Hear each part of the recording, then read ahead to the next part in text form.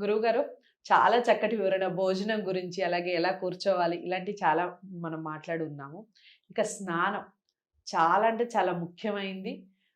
అందరూ పాటించవలసింది. అసలు సర్వకోటి పాటించాలి. అందులోనూ మనుషులు తప్పకుండా పాటించాల్సిన నియమం.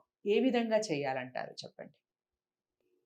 ఎలాగైతే మనం ఇంతకుముందు చెప్పుకున్నట్టు భోజనం శరీరం కోసం కాదు, మనస్సు కోసం. అందులో ఉన్న పరమాత్మ కోసం, లేదు ఆత్మ కోసం అన్నట్టుగా స్నానం కూడా అంతే.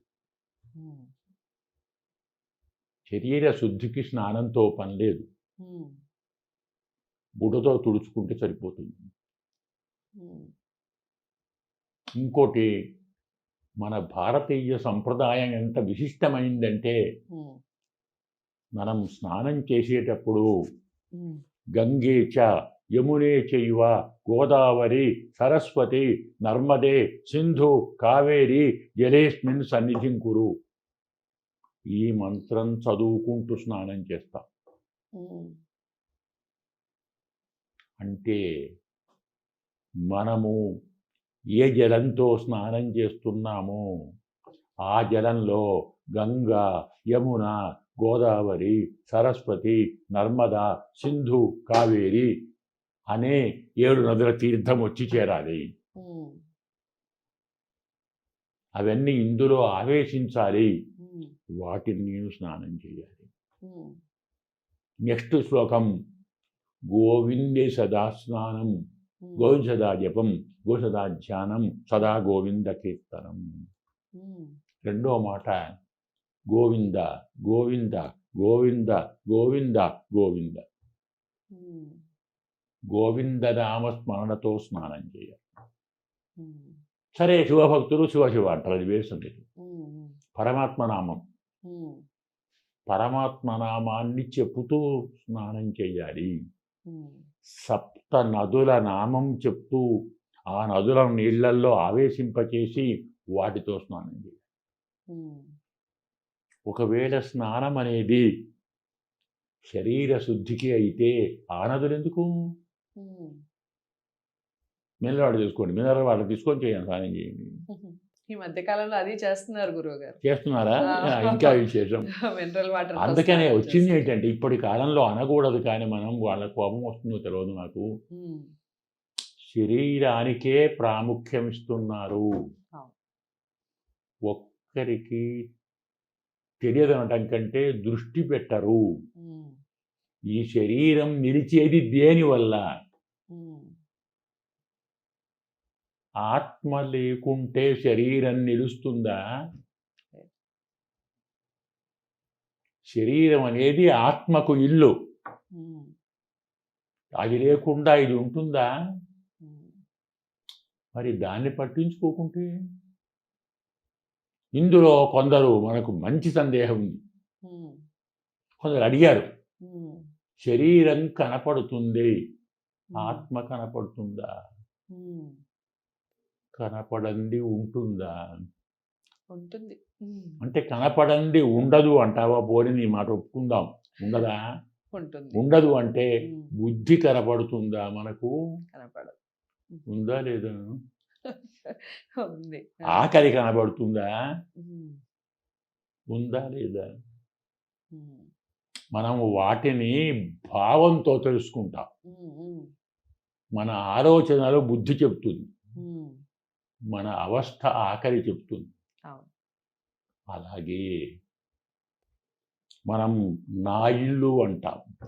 ఒక చిన్న ఎగ్జాంపుల్, నా ఇల్లు అంటే నేను వేరు, ఇల్లు వేరు. అంటే ఇల్లు నాకంటే వేరే కదా, నేనే ఇల్లా? అలాగే నా వస్త్రము, నేను వేరు, వస్త్రం వేరు. నా భార్య, నేను వేరు, భార్య వేరు. నా పుత్రుడు, నేను వేరు, పుత్రుడు వేరు. నా శరీరము అంటే ఏమర్థం? నేను వేరు, శరీరం వేరు. చాలు కదా, నువ్వే ఒప్పుకున్నావు. ఇవాళ నా శరీరం బాగాలేదు అంటావు, అంటే నేను బాగున్నట్టే కదా. ఉమ్. ఎవరా నేను? శరీరం కంటే వేరే కదా. ఆత్మ. వాడే ఆత్మ. నా శరీరము, ఉమ్. నా బుద్ధి పనిచేయడం లేదు, నా మనస్సు బాగలేదు, ఉమ్. ఇవాళ నా ప్రాణం బాగలేదు మనం మాట్లాడుతున్నాం. ఉమ్. అంటే బుద్ధి కంటే, మనస్సు కంటే, ప్రాణం కంటే, శరీరం కంటే నేననేది వేరు. ఉమ్. ఆ నేనే ఆత్మ. ఉమ్. అవునా? దాన్ని శుద్ధి చేయాలి. ఉమ్. స్నానం వల్ల శుద్ధి అయ్యేది అది. అంటే ఆత్మ అపవిత్రమవుతుందా? ఉమ్. కాదే. అది శరీరంలో ఉంది. ఉమ్. ఇది ఉరికంటే దానికి అంటుతుంది. ఉమ్. మనం పొందే దుఃఖం ఆత్మ నేను పొందానంటుంది. ఉమ్. ఆలోచనలన్నీ ఆత్మకే వస్తాయి. ఉమ్. ఆవేశాలు మరొకటి మరొకటి మరొకటి. ఆ ఆత్మ బాగుండటానికి స్నానం చేయాలి. రైట్. స్నానం కూడా నిలబడి చెయ్యకూడదు, కూర్చొని చెయ్యాలి. ఉహు. ఉమ్. అలాగే చాలా ముఖ్యమైన విషయం అందరూ జ్ఞాపకం ఉంచుకోవాలి. చెప్పండి. శరీరం మీద బట్టలు లేకుండా స్నానం చెయ్యకూడదు. ఉహు. నా నగ్న స్నాయాత్, నా వివసన స్నాయాత్, నా ఏకవసన స్నాయాత్. ఉహు. ఇవాళ చాలామంది బట్టలు మొత్తం విడి స్నానం చేస్తున్నారు. ఉమ్. మహానరకం, ఉమ్. రవరవ నరకం. ఉమ్. శరీరం మీద ఒక టవల్ కట్టుకొని చేయాలి. ఉమ్. అది కూడా తప్పే. ఉమ్. 2 కట్టుకోవాలి. ఉహు. ఒకటి కట్టుకోవాలి, ఒకటి నడుముకు చుట్టుకోవాలి. పొరపాటున జారిపోతే ఉమ్. బట్టలు లేకుండా స్నానం చెయ్యకూడదు. ఉమ్. తూర్ముఖంగా కూర్చొని స్నానం చెయ్యాలి. ఉమ్. జలము స్నానం చేసినప్పుడు నెత్తిన పోసుకున్న తీర్థం కాళ్ళ మీద పడకూడదు. ఉహు. ఉమ్.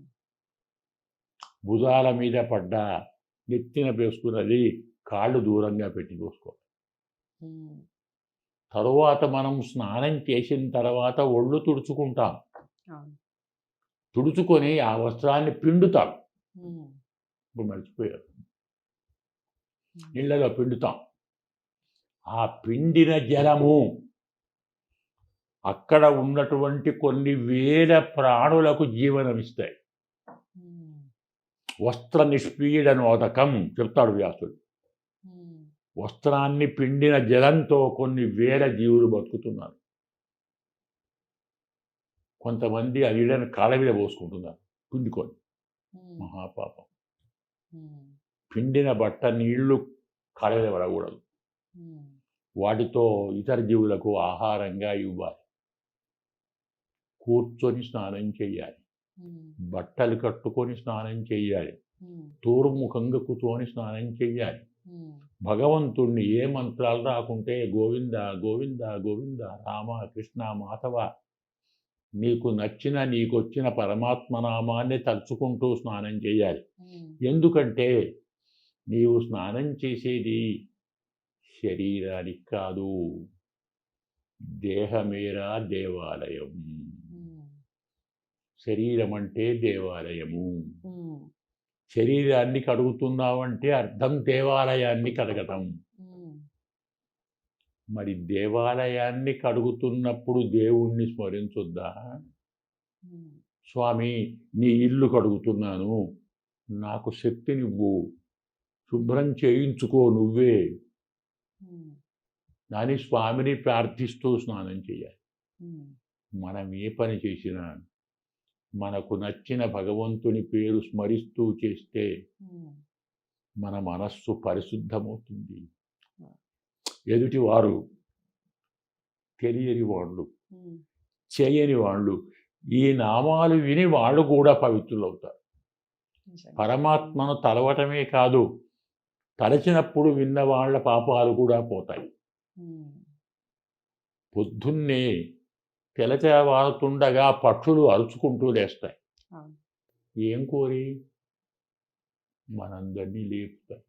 ఉమ్. పక్షులకు జ్ఞానం లేదు కాబట్టి మెలకువలు అన్నం లేచిపోతాయి. ఉమ్. మనకు జ్ఞానం ఉంది కదా. ఉమ్. మెలకువ వస్తే మళ్ళా పడుకుంటాం, ఉహు. లేవం. ఉమ్, మనను లేపటానికి పక్షులు అరుస్తున్నాయి. ఉమ్, పక్షులు పరార్థం, ఉమ్, చెట్లు మనకు పండిస్తున్నాయి, నీడ ఇస్తున్నాయి, నదులు నీళ్ళు ఇస్తున్నాయి. ఉమ్, మనిషి ఏమి ఇస్తున్నాడు? తనంత తాను తింటున్నాడు. ఉమ్, కాదు, భగవంతుని నామంతోటి అన్ని పనులు చెయ్యండి, మీరు శుద్ధులవుతారు, పక్కవాడి పాపాలు కూడా పోగొడతారు. ఇదంతా లోకోపకారమే. ఉమ్. చాలా చక్కటి వివరణ ఇచ్చారు గురుగారు. అదండి, స్నానం ఏ విధంగా చేయాలి, అసలు ఎందుకు చేయాలి, చేయటం వల్ల వచ్చే ప్రయోజనాలు ఏమిటి, ఏ ముఖంగా చేయాలి, స్నానం చేసేటప్పుడు పాటించవలసిన నియమాలు ఏమిటి, ఈ విషయాలన్నీ కూడా ఈ వీడియోలో చాలా చక్కగా వివరించారు. ఇంకా డౌట్స్ ఏమైనా ఉన్నా లేదా ఇలాంటి ధర్మ సందేహాలు మీకు ఏమైనా ఉన్నా కామెంట్ బాక్స్లో తెలియచేయండి. గురువుగారిని కలవాలి అనుకుంటే స్క్రీన్ మీద కనపడే నెంబర్కి కాల్ చేయండి. వీడియోని లైక్ చేసి షేర్ చేయండి. ఛానల్ని సబ్స్క్రైబ్ చేసుకోండి. మరో మంచి అంశంతో మళ్ళీ కలుద్దాం. నమస్తే.